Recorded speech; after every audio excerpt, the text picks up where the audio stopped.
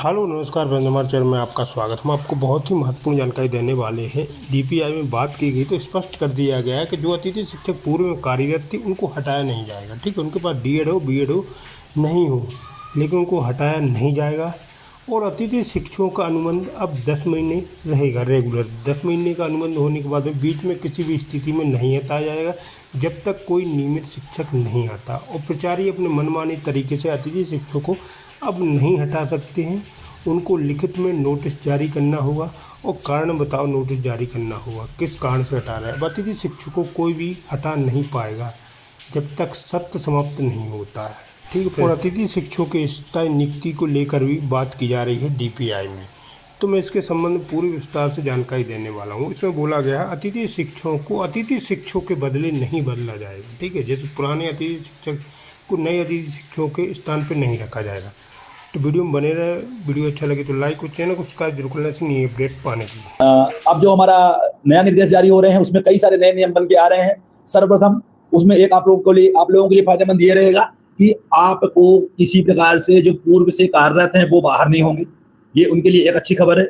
जो साथी हमारे पहले से कार्य कर रहे हैं जिस स्कूल में, चाहे वो डीएड बीएड हो चाहे ना हो, वो बाहर नहीं किए जाएंगे यदि वहां पे नियमित शिक्षक नहीं आते तो कोई भी। दूसरा, हमने वार्षिक अनुबंध की बात की थी, लेकिन अभी जो खबर निकल के मेरे सामने आई है उसमें यह कहा जा रहा है कि वार्षिक नहीं 10 महीने का ही अनुबंध रहेगा आपके, जिसकी नियुक्ति एक बार स्कूल में हो जाएगी। अगर वहां नियमित शिक्षक भी आते हैं तो अप्रैल तक आपको उस स्कूल से बाहर नहीं किया जाएगा। ये दूसरा नियम बन के आने वाला है। और उसमें रहेगा तीसरा जो है उसमें 13 दिन की छुट्टी। यहाँ टेट एग्जाम के लिए कोई वो नहीं है। हम टेट एग्जाम के खिलाफ पहले भी थे, आज भी और हमेशा रहेंगे।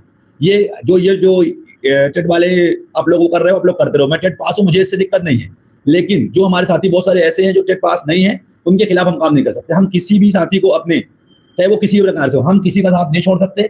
हम सबको साथ लेकर चल रहे हैं। बाकी काम करना सरकार का है, सरकार आदेश जारी करेगी। लेकिन हम अगर उनकी बात ना रखी है गलत है। हम बात सबकी रख रहे हैं, चाहे टेट पास हो चाहे ना पास हो, चाहे वो डीएड बीएड हो चाहे ना हो, हम सबको लेकर चल रहे हैं। और हमारा प्रयास यही है कि किसी को भी नुकसान ना हो। फिर भी तो अभी मैं जो बता रहा था सुन लीजिए। सभी लोगों को वर्षवार अनुभव के अंक दिए जा रहे हैं। अभी जल्दी स्कोर कार्ड में नए अनुभव के अंक जुड़ के आएंगे, लेकिन उसमें टेट का कोई भी नंबर ऐड होके नहीं आएगा। उनके लिए आप बेफिक्र रहिए। तीसरा, अगला रूल ये दे रहे हैं कि अगला जो उसमें नियम है कि जो पहले प्राथमिकता उन्हीं की होगी जिनका स्कोर कार्ड में नंबर ज्यादा रहेगा, जो पहले से होता हुआ आया है। तो इसके लिए हमने जो साथी हमारे बाहर हुए, देखिए ये तो आप लोग, मैं कंफर्म पहले कर दूं, अगर कोई बोलता होगा कि आप लोगों से ये मर्ज हो जाएंगे वो मर्ज हो जाएंगे, मैं स्पष्ट कर दूं कि कोई कहीं मर्ज नहीं होगा।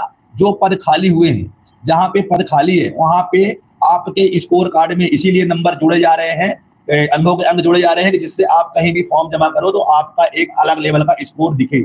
आप अन्य अभ्यर्थियों से, जो नए अभ्यर्थी हैं, उनसे आपका अधिक स्कोर रहे, तो पहली प्राथमिकता आपकी हो जाएगी। आपके लिए एक लाभ हो जाएगा जो हमारे साथी बाहर हुए हैं। बाकी ये कोई कहता है कि नहीं सर हम तो बाहर थे, कोई हमको अंदर कर ले, ऐसा नहीं हुआ। इसके लिए भी बेफिक्र रहो। ये कोई अगर बोल भी रहा है तो ये बिल्कुल गलत है। और ऐसे लोगों का मैं सपोर्ट भी नहीं करता। मैं देख रहा हूँ कई दिनों से ग्रुपों में बहुत फोटोबाजी हो रही है, वीडियो डल रहे हैं, पता नहीं कौन मैडम जा रही है शिक्षा मंत्री के साथ में, इसके साथ में फोटो खिंचवा रही है और डाल रहे हैं, ऐसा होने वाला है।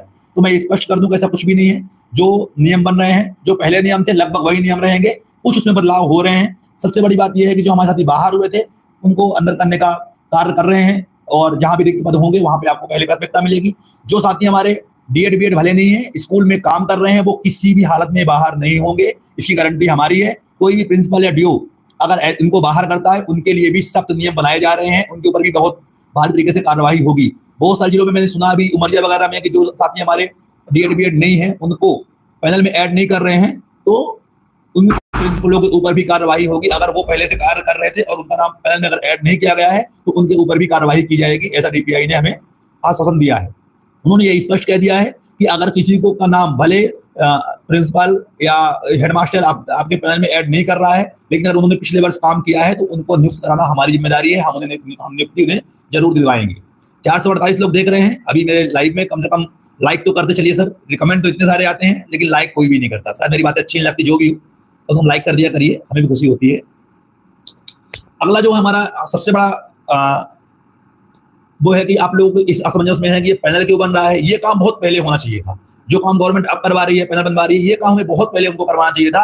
क्योंकि पैनल बनने से एक काम अच्छा ये हो गया कि आपको पूरे स्कूलों की जो मेरिट रहेगी ओपन रहेगी। कोई भी ये वो नहीं कर पाएगा कि हम इन्हें बाहर क्यों कर रहे हैं, या कोई बाहर करेगा तो उनके ऊपर कार्रवाई भी होना संभव होगा।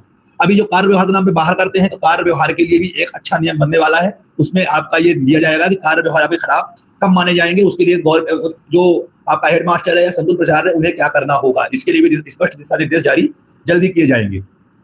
रही बात स्कोर कार्ड में, तो स्कोर कार्ड में आपका अब आपके जो 325 अंक का था, उसमें 100 नंबर जो थे रिटायर्ड शिक्षक के वो हट रहे हैं, वो हट जाएंगे। अब केवल आपको आपके 12th ग्रेजुएशन और जो पीजी है उसके मार्क्स मिलेंगे। जो भी नंबर हैं आपके, जैसे मान लीजिए 100 नंबर में से आपके 80 नंबर है, 50% है, जो भी परसेंटेज है उसके मार्क्स मिलेंगे। 100 नंबर आपको डीएड के या बीएड के जो भी आपका क्वालिफिकेशन है उसका मिलेगा। और 100 नंबर जो 10 साल से अधिक है, 100 नंबर में से अब आप लोगों को अनुभव के अंक दिए जाएंगे। मतलब 325 की जगह पर अब केवल 300 स्कोर होगा। 300 में से आपका जो स्कोर होगा आप उसके अनुसार मेरिट में आएंगे। इस प्रकार की बातें निकल के सामने आ रही है। अभी कंफर्म नहीं कह सकता मैं, ये जो आज बताई गई है हमें बातें सर के द्वारा, वो मैं आपको बता रहा हूँ। तो ऐसा स्कोर कार्ड में ये मालूम पड़ रहा है कि मतलब 325 जो स्कोर था वो हट के अब केवल 300 होने जा रहा है। और 300 में से आपको आउट ऑफ जो भी मिलेंगे उसके अनुसार आपका मेरिट सूची ऑटोमेटिक, आपकी जो आपने जो पैनल ऐड किया है वो ऑटोमेटिक अपडेट हो जाएंगी। उसमें कुछ भी करने की आवश्यकता नहीं पड़ेगी आप लोगों को, क्योंकि हमने जितने लोगों का किया मोबाइल नंबर डाल रहे हैं, अपने आप उसमें ऐड हो रहा है।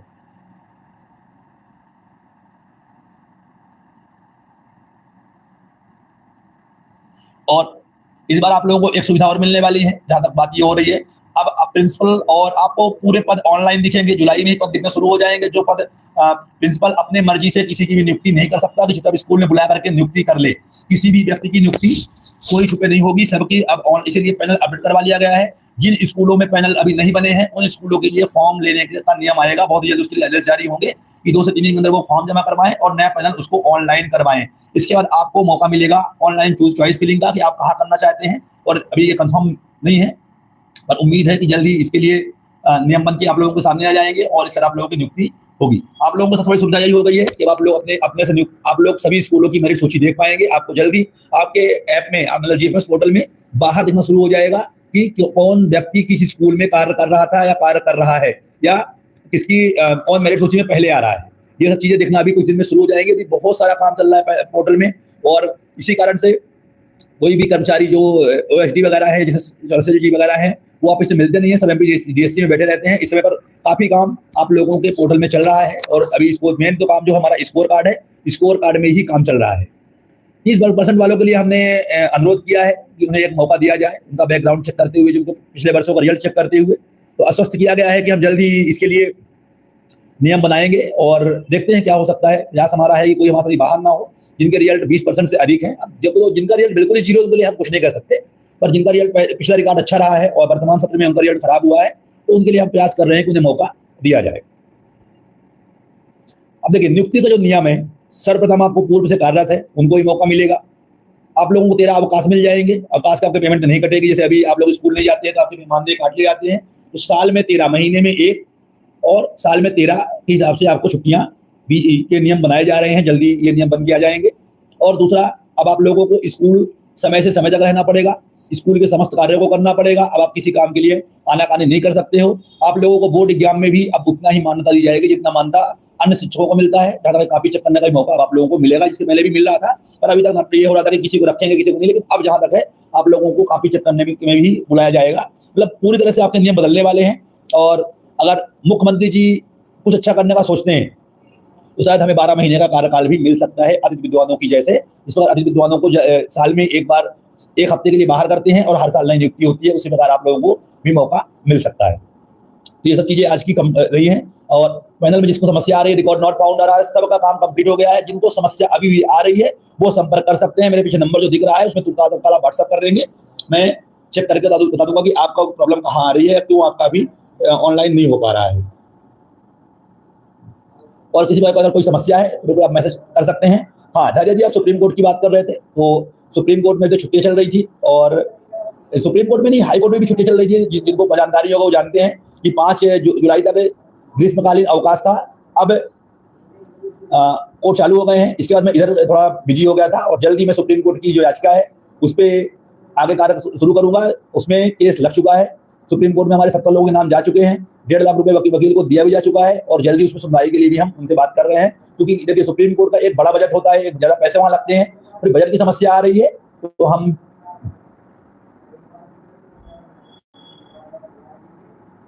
छुट्टी थी, कहाँ छुट्टी थी मुझे नहीं पता सर। अच्छा हाँ, तो जल्दी उस पे कार्य शुरू होगा। मैं परसों जबलपुर निकलूंगा और अपने जो साथी हमारे व्यापम में, एक बात और, एक बड़ी खबर यह है कि अगस्त में वर्ग 2 की परीक्षा होने वाली है।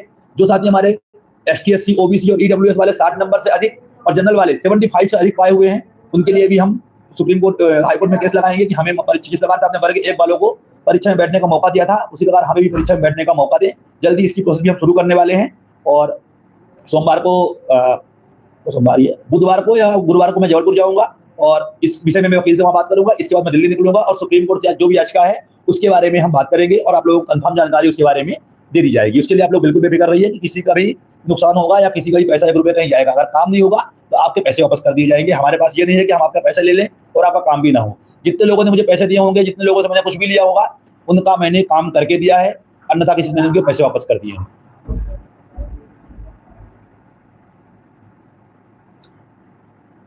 मेरा नंबर पीछे दिख रहा है, कमलेश मार्को जी। चलिए मैं आप लोगों को जवाब दे देता हूँ। जो भी है, आपको जो सवाल पूछने हैं आप पूछ लीजिए। 500 लोग देख रहे हैं, पर लाइक करने पता नहीं क्या लगता है यार, पैसे लगते हैं, पता नहीं भगवान जाने क्या लगते हैं।